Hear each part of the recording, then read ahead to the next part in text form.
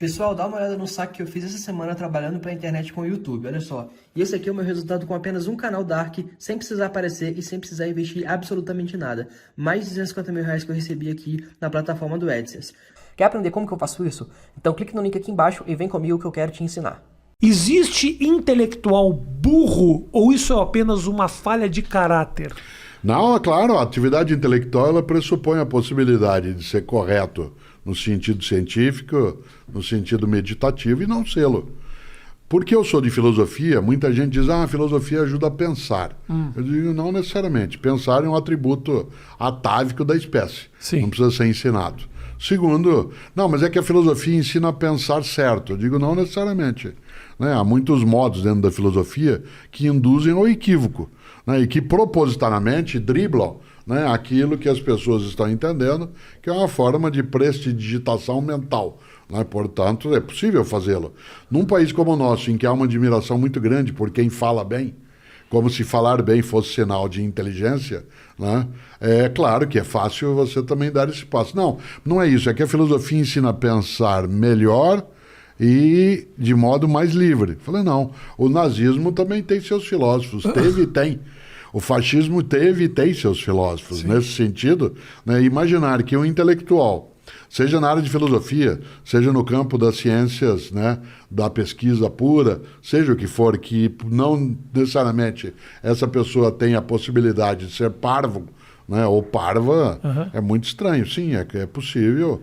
Eu, em vários momentos da minha atividade, quando eu olho para trás e vejo alguns tempos ou me ouço, né, em algumas situações daquilo que falava, né, o mundo digital favoreceu muito a gente poder se ouvir de novo. Os registros são nossa, todos lá, como é que né? eu dei esse passo ou esse caminho, né? Ele não deveria ter, olhando alguns momentos, situações em que, né, eu nunca me esqueço de uma circunstância que jamais eu repeti, falta, claro, ali de experiência, depois de muito tempo, em que para especificar numa conversa numa sala o que era uma coisa fofa, porque eu estava dando exemplo de coisas que você não consegue entender intelectualmente. Ou você tem o experimento, por exemplo, eu não consigo ensinar para você o gosto de uma laranja. Tá. Certo? Você dirá, não, mas é parecido com o quê? Certo? Ou tem a experiência empírica, né, concreta, e aí é uma redundância, mas é necessário, ou não tem como. E eu fui explicar o que é uma coisa fofa, né? Ou você faz o gesto, ou você entrega, mas o gesto não especifica. E ao fazê-lo, eu segurei no braço de uma pessoa que estava à minha frente. Por exemplo, né, você tem um braço fofo. Pega na barriga da pessoa. Isso. Você é fofo. Mas foi absolutamente... Era a primeira pessoa que estava na minha frente. Não havia nenhuma intenção. Aquilo produziu nela um desconforto tão grande. Era alguém com quem eu tinha, na pessoa. Né, porque eu não tinha notado que ela tinha mais obesidade até, né, do que ela admitia para ela mesma, ou para ele mesmo, no caso. Né? E aquilo ofendeu a pessoa. Soou como se você tivesse dizendo... Aquilo a ofendeu. Aquilo, da minha parte, foi uma desatenção, né, eu não ter prestado atenção. Porque você poderia dizer assim, eu não notei que você era gordo, o que é pior ainda, né? E eu falei sem pensar, falei, então não faça isso. Então, é claro que um intelectual pode sim cometer disparates, né? Pode ser capaz de coisas que não deve, na prática, né, e na escrita. Agora, já que você entrou nesse exemplo especificamente, eu acho que esse exemplo quer dizer mais do que isso. Isso acontece geralmente na comunicação, em todos os cantos. Você fala algo sem a intenção da ofensa, aquilo... Eu já adentrei no modo Cortella de verbalizar. Ofensa. Isso. E essa pessoa... Você não tem o intuito de ofender. Essa pessoa se ofende. Como é que você faz para controlar isso? Porque, por exemplo, você não é culpado dessa pessoa ter os seus traumas, de ela ter sua vivência, de ela absorver aquela informação de maneira que a agrida. Você não tem responsabilidade sobre isso, sobre nenhuma no teu gesto. Isso acontece geralmente na comunicação. Quando eu faço um comentário, uma piada, uma conversa no casal que briga, eu não quis dizer isso. Aí daqui a pouco essa pessoa se ofende porque ela tem, né, um background, ela tem informações que faz com que ela assuma uma interpretação. E eu sou obrigado agora a abraçar essa responsabilidade e Não, me mas pedir desculpa? você que se comunica, e eu também, em público, portanto, é diferente de uma conversa. Mas acontece nas conversas também. Claro, também. Mas na conversa você normalmente consegue refazer, porque você vai ter uma convivência com a pessoa, Sim. em tese que você vai, né, reatar, né, juntar os caquinhos Sim. e colá-los outra vez. Você não tem que se subordinar a isso, mas tem que levar em conta. Eu tenho de levar em conta, eu não tenho que me subordinar, eu não tenho que me calar, né? Eu não preciso silenciar aquilo que eu vou fazer, mas eu preciso levar em conta que eu posso estar mexendo com suscetibilidades que, embora eu não seja responsável por ela ser daquele modo, eu posso machucá-la. Mas isso... Se eu puder evitar fazer isso, né? Há coisas que não estão na minha consciência. Quando eu vou falar sobre um tema determinado, quando eu vou escrever sobre um assunto que eu sei que ele tem arestas, eu tenho que redobrar meu cuidado. Mas aí eu te pergunto, Cortella, desculpa te interromper, isso não acaba te tolindo, te cerceando? Não me torna mais criativo. Eu lembrar algo, o que eu vou falar é aquilo que se chama de argumento de autoridade por causa da idade. Tá bom. Não tem a ver. Né? Você não vivenciou, né? Você pegou uma parte, você nasceu durante a ditadura militar empresarial no Brasil. Isso. E não pegou a censura daquele momento. Não. Governamental, não. Não. A censura que foi feita naquele momento, ela não impediu a criatividade. Sim. Se você observar, a expressão musical, a expressão do teatro, a expressão, né, daquilo que é a comunicação, ela teve que encontrar outros caminhos nos quais ela redobrou a inteligência. Sim. Haja vista que nós somos capazes, né, de rememorar algumas das peças de teatro, algumas das novelas que foram produzidas naquele momento. Não que a censura ajude a criatividade, ela obriga mais do que ajudar. Por isso, não é que eu, Cortella, queira silenciar o tema porque alguém se fere, mas eu preciso redobrar o meu esforço para eu não dar um passo desnecessário. Meu lema no campo da comunicação, e talvez, né, isso possa parecer até inocente, mas não ria de mim, ria comigo. Perfeito. Não ria de mim, ria comigo. A gozação na escola, aquilo que hoje de modo estranho é chamado de bullying, porque existe o verbo bulir em português, né? Não precisa usar o inglês. Né? Existe o verbo bulir? Sim, bulir. Você não vai bulir nisso, menino. Macaco que bule muito que é chumbo, né? Claro, na minha infância, eu li Monteiro Lobato. Bulir. Eu li Monteiro Lobato. O primeiro livro inteiro que eu li na minha vida foi Reinações de Narizinho, que era proibida a leitura, porque minha família é tradição católica, e os livros do Monteiro Lobato entravam no Index Librorum Prohibitorum. Na minha família também era proibido, mas é por causa do narizinho. Então. Porque todos os judeus, claro, narigudos, a gente era... Qualquer coisa que tivesse narizinho, a gente era proibido. E narizinho ali era inho, né? É verdade. Certo? Portanto, se fosse Cyrano de Bergerac, então jamais você poderia nem chegar perto. Né? Ora, quando a gente olha aquilo que, né, é a possibilidade, né, de bulir, está lá no Monteiro Lobato. O verbo bulir é um verbo que existe em português. Por que eu falava isso? Porque o que hoje se chama de bullying não é a brincadeira, a gozação. Porque a brincadeira, a gozação, num grupo, numa turma, numa família, ela tem uma reciprocidade. Quem é caipira como eu, gosta de jogar truco. O jogo de truco, que aliás veio para nós via Rio Grande do Sul, a primeira menção ao jogo de truco foi Mário de Andrade no Macunaíma. Certo? Não sabia disso. Que veio da Argentina no jogo, da Itália para a Argentina e depois para cá.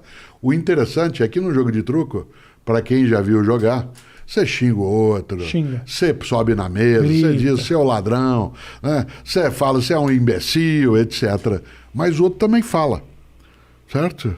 E você é humilhado, e a humilhação é recíproca, porque agora eu te humilho e na outra é o contrário. Na escola mais antiga, você não tinha uma dimensão onde se pudesse maximizar a ofensa, né, a ponto dela se tornar algo que não tivesse reciprocidade. O que caracteriza o bullying, né, é exatamente não poder haver o outro lado. Eu não faço o que comediantes, alguns fazem, que é falar com alguém da plateia. Eu não faço isso também. Isso. Não faço. Nas palestras, não. Aprendi como? Veja o que é uma coisa fofa.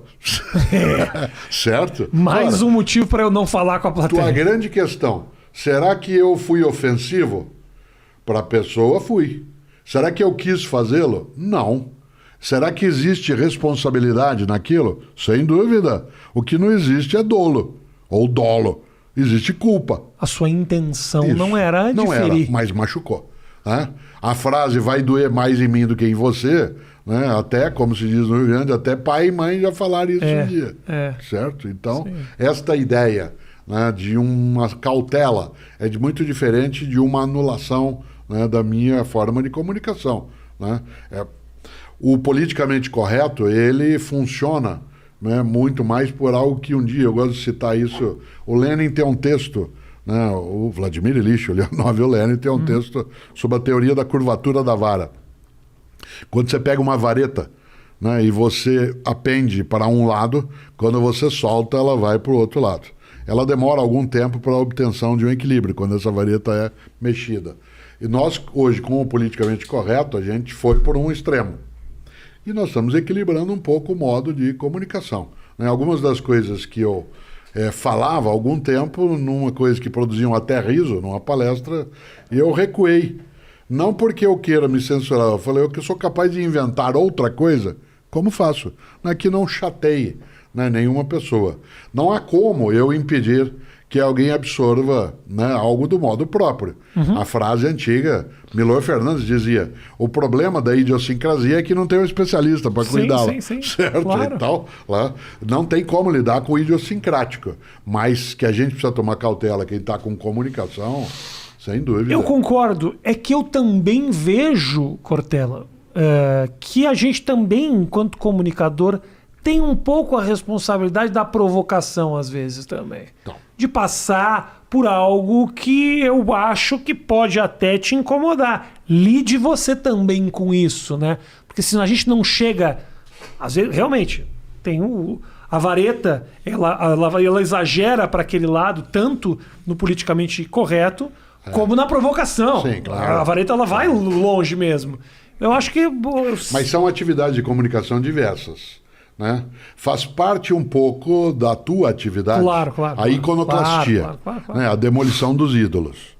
Né? É difícil a gente lidar com algo desde a origem, né, em que o humor não tem a tarefa, né, de, como lembrava o Gil Vicente, castiga-te ridendo mores. Né? Você mexe com os costumes rindo. Então, é muito diverso. Algo que está como possibilidade na atuação. A Cláudia, com quem eu sou casado, ela é gestora de teatro, portanto ela está habituada, ela diz sempre que um espetáculo de teatro é uma mentira combinada. Né? Eu vou para lá como espectador sabendo que ali as coisas parecerão verdadeiras e você que está no palco faz a mesma coisa. Certo? Quando você conta uma das tuas histórias no teu espetáculo, né, daquilo que aconteceu na tua casa, com a tua mulher, com o teu filho, com a ex-mulher, com o ex-filho, seja lá o que for... Nenhum de nós ali imagina que aquilo é 100% coincidente.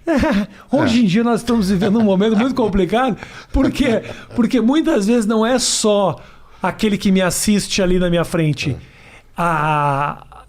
Às vezes essa informação sai daquele lugar e printa no jornal. Isso. E aí é um lugar que não estou num ambiente de desconstrução, que é o palco. Eu estou printado na página da revista Veja. Aí realmente, até eu mesmo às vezes leio e falo, que absurdo esse negócio. Por isso que o Manuel de Barros dizia, no que eu escrevo eu não minto 10%, o resto eu invento. Né? Então essa mentira combinada, ela favorece um pouco mais a tua atividade. Claro. Né? Não que eu não o faça, isto é, também fazer palestra ou escrever livro é contar história. Né? É contar história, mas essa história ela não tem tanta intenção de produzir o desconforto que o humor pode fazer.